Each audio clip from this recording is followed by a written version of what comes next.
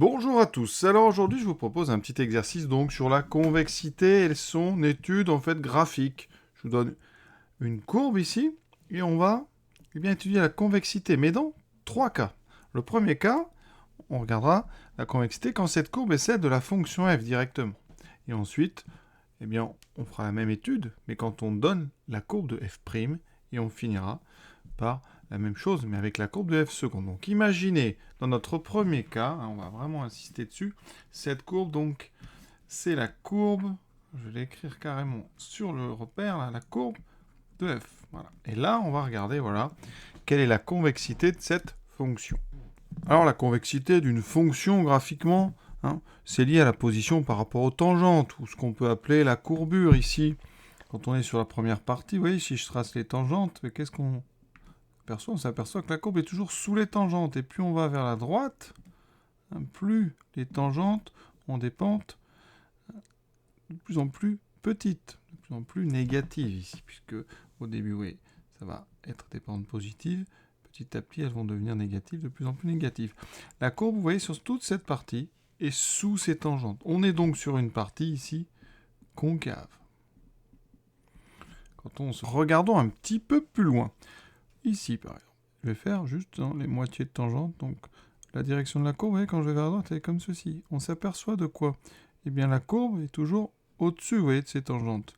Et plus on va vers la droite, plus les tangentes ont des pentes qui augmentent.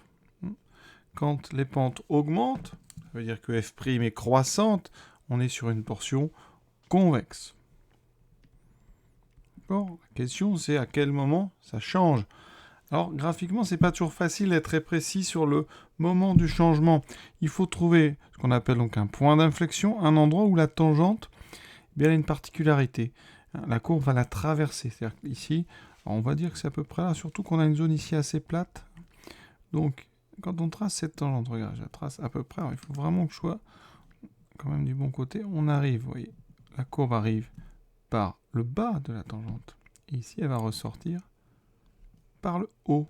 Donc, on dit que la courbe traverse sa tangente au niveau donc de ce qu'on appelle un point d'inflexion. Donc, ce qu'on peut dire comme ça, eh bien, c'est que si c'était la courbe de notre fonction f, on aurait ici une fonction donc de moins 5 jusqu'à à peu près moins 1,5. Alors, ceux qui auront répondu même moins 1, ça pourrait presque être acceptable, d'accord? Ici, pardon, je ne fais pas 0, c'est une séparation de la courbe en deux zones. Avant, on est donc sur une forme concave. Vous voyez, donc la courbe est plutôt en termes de courbure orientée vers le bas, et après ce point d'inflexion, elle est plutôt orientée vers le haut. Et donc, on a un point d'abscisse de moins 1,5 qui est un point d'inflexion. Donc voilà ce qu'on peut dire. Si cette courbe est la courbe de f. Oui, visuellement, il faut que vous arriviez donc à regarder l'évolution des pentes des tangentes et à voir à quel moment, eh bien, on a comme ça une tangente particulière, cette fameuse tangente que la courbe va traverser. Partout ailleurs, vous pouvez tester les tangentes, eh bien, elles sont, on va pas dire banales, mais ici la courbe ne change pas de position, vous voyez, par rapport à sa tangente. Donc, c'est pas une tangente particulière. Il n'y a qu'une tangente vraiment très particulière, c'est cette tangente. Donc au niveau du point d'inflexion que j'ai placé à peu près ici. Deuxième chose, si c'était la courbe de f', ça veut dire que ce que vous avez devant vous, ce sont donc les valeurs des pentes en fonction de x. On va faire un petit tableau ici de variation. Et même on peut faire un tableau de signes, mais nous on cherche la convexité de f.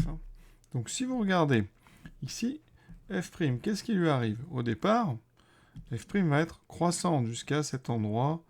Donc on va dire qu'on est à peu près ici. Donc croissante jusqu'à moins 4,2. Ensuite, ça va être décroissante jusqu'à cet endroit. Ici, je pense que c'est en 1 à peu près. Alors là, c'est de la conjecture graphique. Si vraiment vous voulez être précis, je pense que c'est un petit peu avant. Donc là, on va mettre 0,8. Alors sur le fichier PDF, je pense qu'on peut répondre moins 4 et 1, c'est tout à fait acceptable.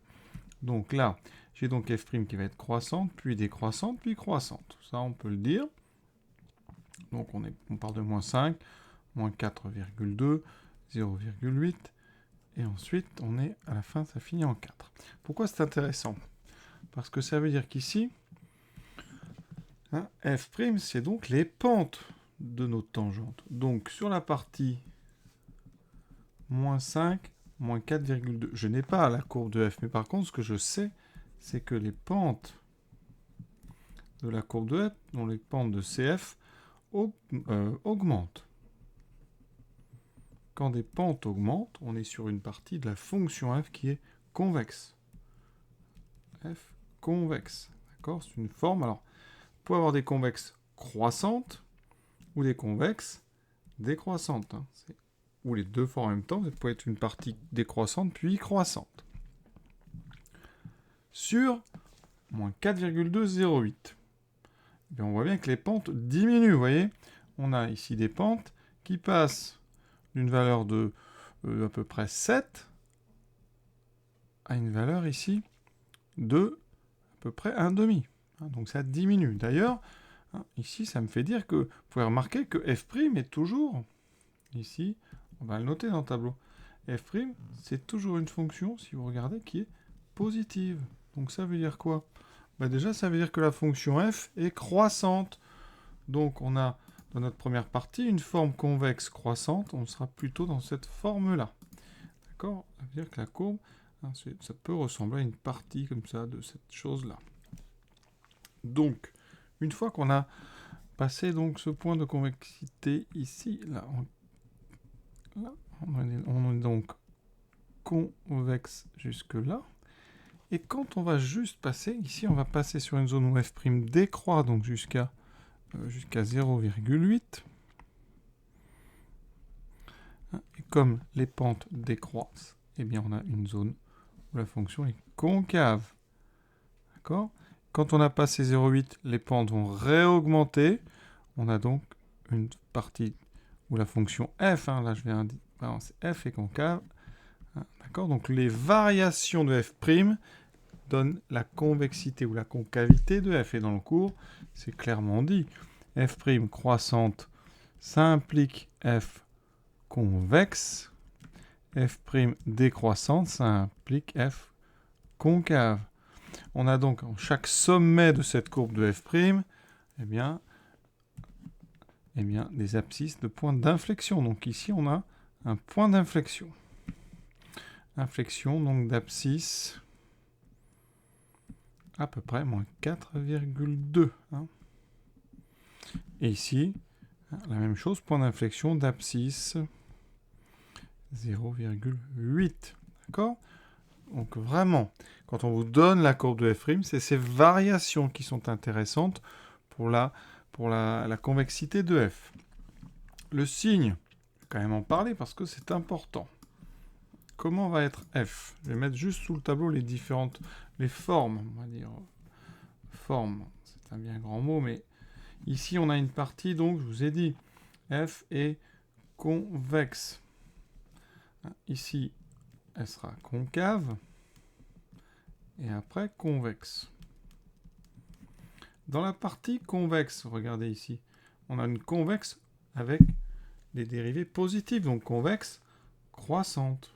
À chaque fois, de toute façon, on a croissante, puisque la dérivée f' est positive. D'accord? Je répète, f' est positive parce que la courbe de f' est toujours au-dessus de l'axe horizontal. Donc, convexe croissante, vous connaissez la forme. C'est une forme comme ceci. Une convexe croissante, hein, donc c'est une forme comme ceci.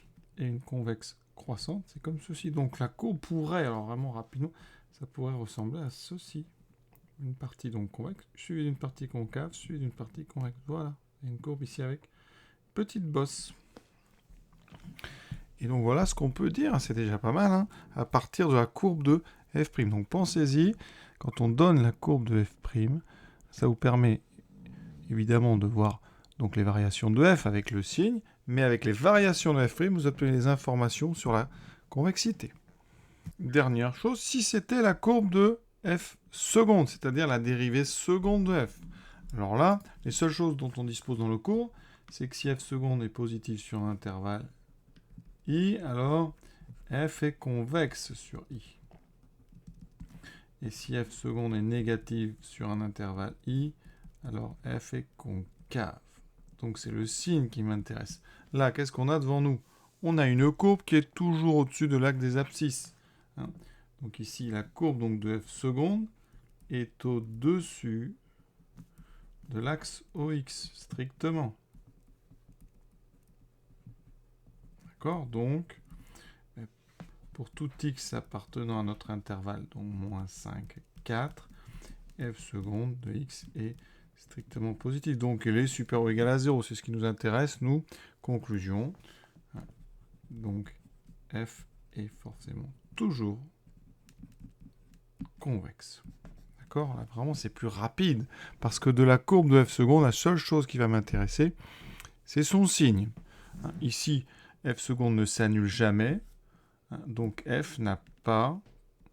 Enfin, la courbe de f, pardon. La courbe de f qu'on ne voit pas, qu'on n'a pas, mais c'est f, je peux vous dire qu'elle n'a pas de point d'inflexion.